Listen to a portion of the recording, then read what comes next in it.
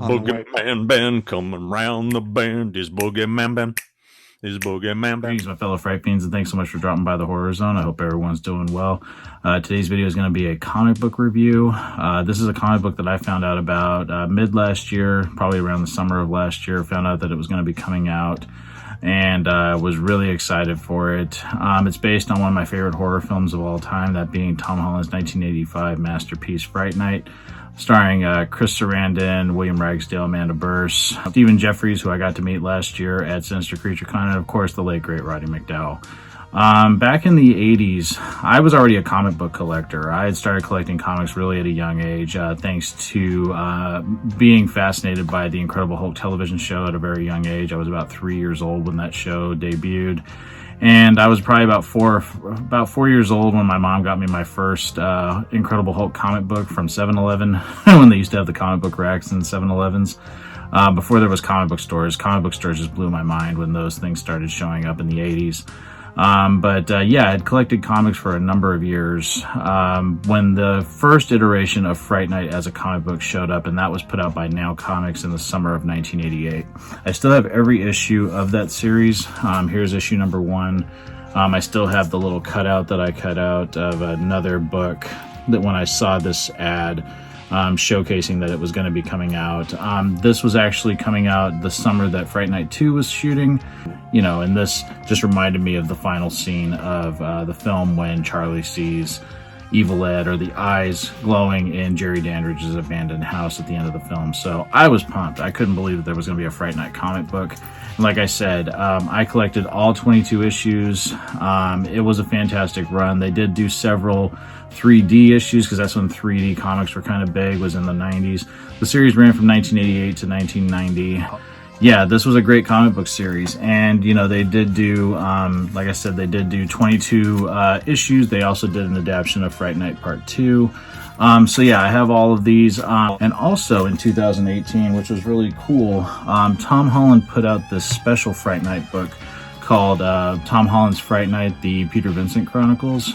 This was actually a really good book. It was a one-shot. It's number 0, if you can see it right there. I never did a review on it, but it is a really interesting story. It takes place after the events of Fright Night. It focuses on Peter Vincent and him being attacked on the set of Fright Night by Evil Ed. And then it sort of goes into a story about, there was this group of vampires called the Legion of the Endless Night that was a part of the original Now Comics Fright Night comic book. And it seems like it's one of them, but it's this vampire that comes to Peter Vincent. Peter ends up going into an agreement with this vampire to kill impure vampires. So it was a really interesting take, and I thought that this was going to spawn a new limited series, because Tom Holland had rights to the Fright Night comics, so he could self-distribute if he wanted to. But it never came to be, so that never happened. This was just a one-shot, and it's really good. I actually really like the art in this, and the story is really good. I just reread it tonight after reading the new book. So beating around the bush a little bit, the new book, Tom Holland's Fright Night. Now, he has approved this book. There are several variant covers. I just got this one today from my local comic book store, Flying Colors Comics. I had it in my saver. Couldn't wait to get home and read it. One thing that's great about this is that artist Neil Vokes, who actually did a lot of the art for the original comic book series from Now Comics, does some of the art in this. Now, what did I think about it just with the first read? I was a little mixed on it. I'm not saying I hate it, and I'm not saying I love it. It was very interesting where we pick up with our 3 main characters.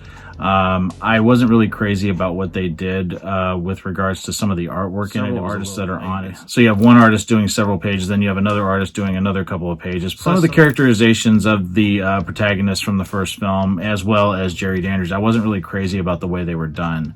I don't know, it didn't fit, and they just didn't look like they did. That was one thing I loved about the Now Comics run, as well as the one that was put out through Terror Time, Tom Holland's company, the Peter Vincent Chronicles. I felt like the characterizations, the art really captured the essence of those characters from that classic film.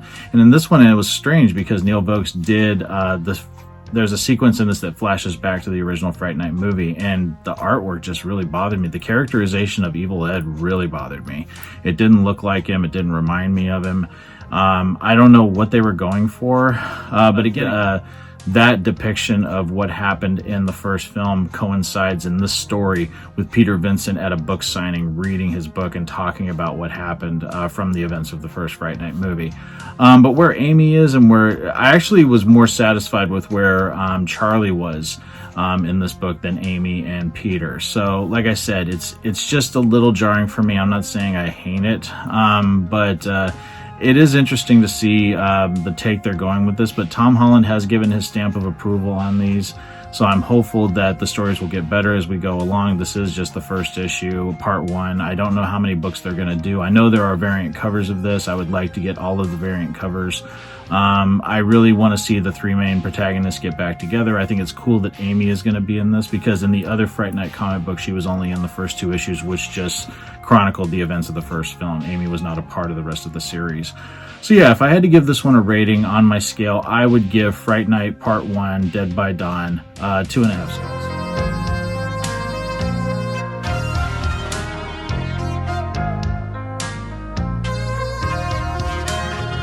So yeah, like I said, not horrible, not great. Just being honest here, you know, I love these characters. I love the Fright Night films. I have posters for the first one. Sorry, the light's hitting the first one right there. But I have posters for the first 2 films. I mean, I just met Stephen Jeffries last year at Sinister Creature Con. I was shaking. Yeah, it was just so amazing meeting him, because I've been a huge fan of him since seeing Fraternity Vacation, and then just seeing him as Evil Ed, you know, just put me over the top. But this year we got Sinister Creature Con, and Amanda Burrs, who played Amy, and William Ragsdale, who played Charlie, are going to be there, and I'm so excited to meet them.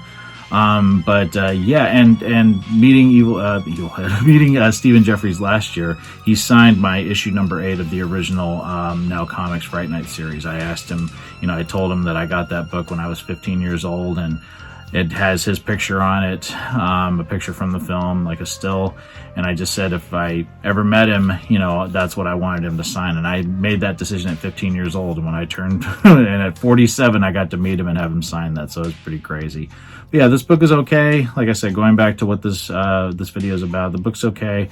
I do recommend picking it up if you're a Fright Night fan. Maybe you'll feel differently about it than I do, but I just, right away when I started flipping through it, I just wasn't brought back into the world of Fright Night. I don't know why. It just didn't capture it for me, and it really disappointed me, because, like I said, Neil Vokes is my favorite artist from the Fright Night run with Now Comics, and I just didn't really like the art that he did here. I don't know why. It just, and I don't know if it's, like I said, I don't know if it's just because of the way that it was being depicted from Peter Vincent telling a story to a group of people, but that and the mix of the different artists just didn't gel for me. I do think the book got better as it went along, but when it first started, I was really going, I don't get where they're going with this. But like I said, have to wait until we get to the next issue and see if I really like this series.